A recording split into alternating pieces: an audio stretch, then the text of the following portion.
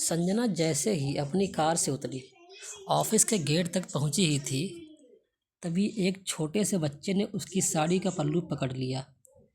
Mummy, तुम मुझे छोड़कर क्यों चली गई?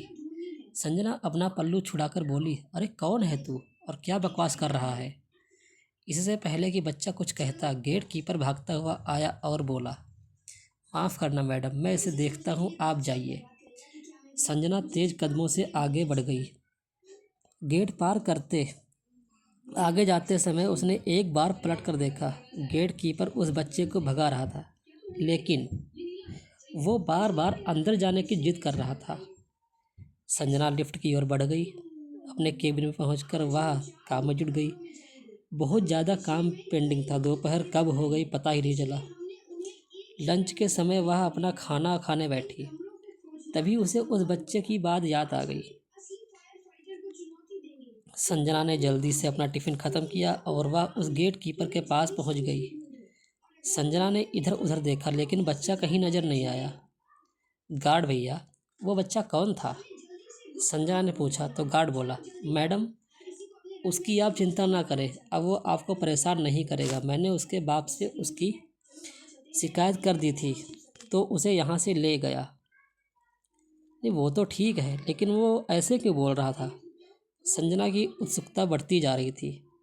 गार्ड ने कहा, भले घर का बच्चा है मैडम, उसकी माँ गौरी इसी बिल्डिंग में साफ़ सफाई का काम करती थी। उसका बाप शराबी है, सारा दिन शराब पीकर पड़ा रहता है। एक दिन जब वो घर पहुंची तो पति पत्नी में झगड़ा हो गया। गौरी का सिर दीवार में लगा और वो चल बसी। अब यह बच्चा यहीं घूम घूम कर भीख मांगता है। इस बिल्डिंग में आने वाली बहुत सी लेडीज़ को अपनी माँ समझकर पीछे पड़ जाता है। आप नहीं हैं इसलिए आपको अजीब से लगेगा। संजना ने दुखी होते हुए पूछा, लेकिन आपने उसके बाप से क्या कहा? गार्ड बोला, मैंने उससे कहा कि अगर आज के बाद ये बच्चा यहाँ नज़र आया तो तुझे पुलिस में पकड़वा दूंगा। वह उसे मारते हुए उसे घर ले गया। दुख तो बहुत हुआ, लेकिन कर भी क्या सकते हैं। इसकी रोज़ कंप्लेंट आती है। संजना बिना कुछ बोले अपने केबिन में आकर बैठ गई। वह एक गहरी सोच में पड़ गई। उस मासूम बच्चे का चेहरा बार बार उसके सामने आ रहा था।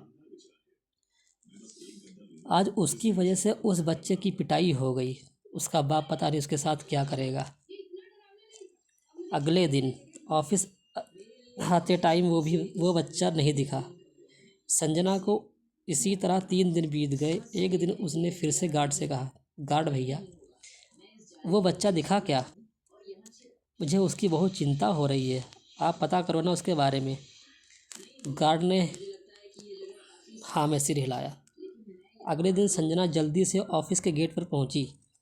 गार्ड ने उसे जो बताया उसके पैरों तले ज़मीन खिसक गई।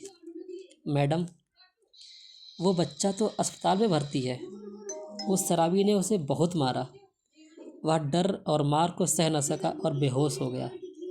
पड़ोस के कुछ लोग उसे अस्पताल में दाखिल कराए हैं। संजना ने कहा, उसके पास अब कौन है? गार्ड बोला, कोई नहीं है मैडम, अब पता नहीं वो जिंदा भी है या नहीं। मर गया तो उसे लावारिस समझकर उसकी क्रिया कर देंगे। जिंदा बच गया तो फिर उसे सही बाप के जन्म सहने के लिए तैयार हो जाएगा। संजना अंदर से तड़प उठी। एक बार ही सही उसने उसे मम्मी कहा था। वह गार्ड से अस्पताल का पता पूछकर अस्पताल पहुंच गई। वहां उसने पता किया कि उसे एक सरकारी वार्ड में पाया। वह अभी भी बेहोश था। संजना ने डॉक्टर से पूछा।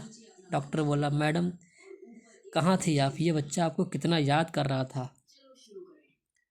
अभी इसे नींद का इंजेक्शन दिया है, वैसे अब ठीक है। आपको अपने बच्चे का ध्यान रखना चाहिए। और इसे इतनी बेरहमी से किसने मारा? संजना बोली, वो मेरा बच्चा नहीं है, इसके बाप ने मारा है इसे कब तक होश आ जाएगा? डॉक्टर से बात करके संजना वहीं बैठ गई। एक बार मम्मी बोलने से जो अनजाना सा रिश्ता बन गया था, उसे निभाते हुए वह शाम तक बैठी रही। शाम को बच्चे को होश आया उसने धीरे से आंखें खोलकर कहा, मम्मी तुम कहाँ चली गई थी? देखो पापा ने मुझे कितना मारा।